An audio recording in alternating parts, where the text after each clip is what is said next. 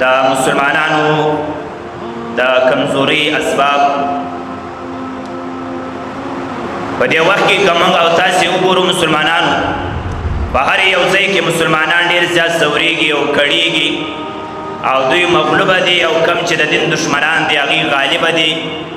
اوس دا خبره چې یاره مسلمانان ولې ورځ په ورځ کمزوري کیږي ولې بزدل کیږي او ولې دومره زیات کړيږي د دوی د کمزوري کوم اسباب دي غواړم دا چې هغه اسباب تاسو ته بیان کړم. په دې وخت کې کومه جغرافي لحاظ سره وګورو نو د مسلمانانو 50 اسلامي ملکونه دي چې د نورو ټولو قومونه د هغې نه زیات هغه د مسلمانانو چې دی هغه تعداد دی. دوی د دنیا په داسې ځایونو کې پراته دي دا ممالک اسلامي چې دا ټوله دنیا د مسلمانانو د کنټرول لاندې ده. که موږ وګورو هوایي بحري بري څومره لارې دي دا ټولو د مسلمانانو په ملکونو باندې دي او که دا مسلمانان وغواړي نو دا ټولې لارې دا بندولی هم شي. د اقتصادیاتو په لحاظ باندې که وګورو بیا هم مسلمانان په ټوله دنیا کې مضبوط دي ځکه په دې وخت کې د دنیا لویه سرمایه هغه تیل دي پټرول دي معدنیات دي او کویله ده او دا هم په اکثره لویه پیمانه باندې په اسلامي ملکونو کې دي. یوازې سعودي عرب کې د دنیا 5مه حصه 5مه برخه تیل ملاویږي. په سلو کې 19% تیل هغه د سعودي عرب نه ملاویږي او دې تیلو ته په عربي کې وایي الذهب السائل سره زر روانېدونکي چونکې تیل دا هم یو ډېره قیمتي او لویه سرمایه ده مسلمانانو.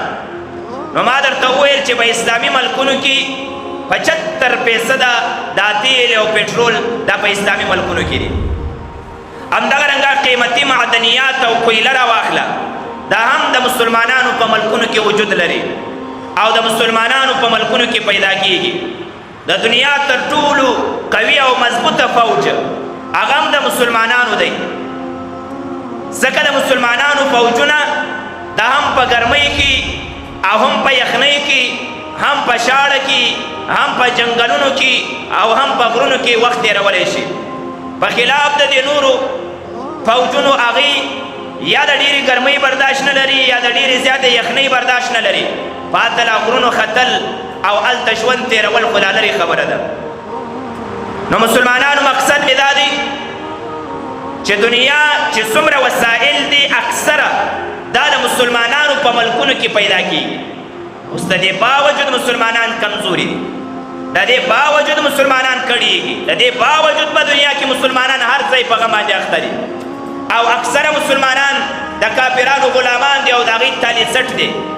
وجه څه کېدلی شي معدنیات او کویله په اسلامي ملکونو کې ډېره ده تیل او پټرول دا په اسلامي ملکونو کې ده 75% تیل صرف د اسلامي ملکونو کې ده لیکن بیا هم مسلمان ملک کمزوری دی.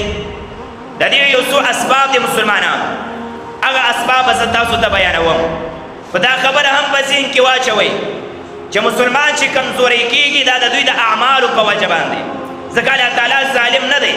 قرآن کریم په سورې رعد آیت نمبر 11 باندې الله تعالی فرمایي ان الله لا یغیر ما بقوم الله تعالی وایي زه یو قوم حالت تر هغه وخته پورې نه بدلوم حتی یغیروا ما بانفسهم تر څو چې دا حالت دوی په خپله بدل نه کړي چې خلک ګناهونه ونه کړي الله تعالی د دوی د حالت نه بدلوي حالت د دوی اله بدلیږي اله خرابېږي چې کله دا خلک خپله ګناهونه شروع کړي.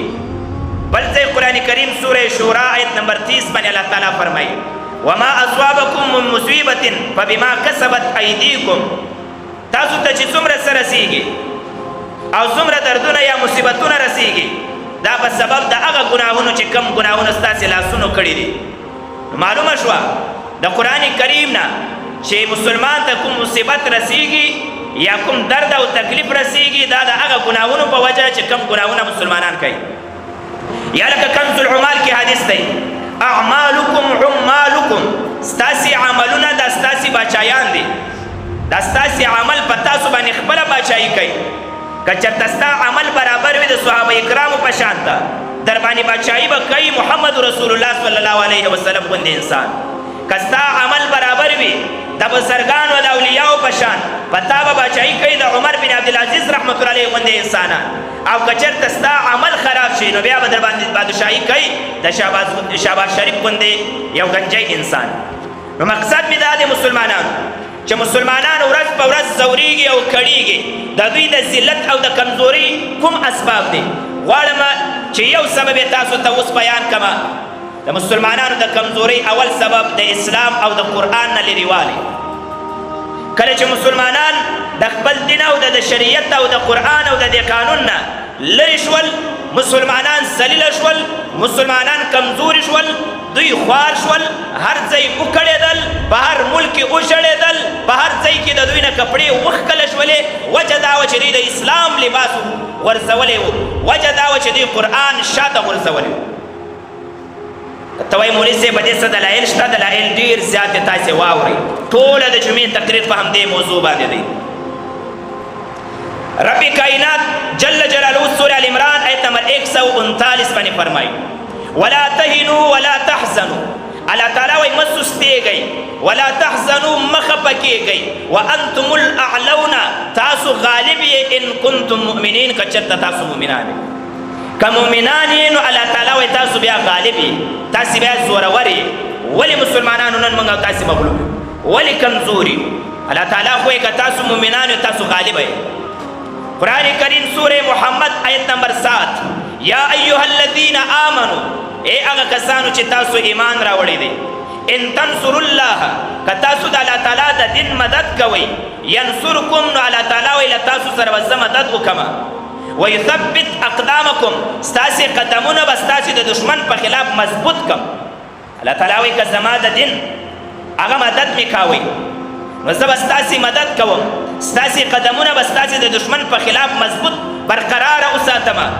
دا آیت وا سورہ ال عمران آیت نمبر 160 ان ینصرکم الله د چا سره چې الله تعالی مدد وکړي فلا غالب لکم نو بیا په تاسو باندې هېڅوک هم غالبه کېږي نه. ځکه خو عبدالرحمن بابا فرمایي چې الله در سره مل نه وي رحمانه که لښکرې در سره یې یک تنها یې.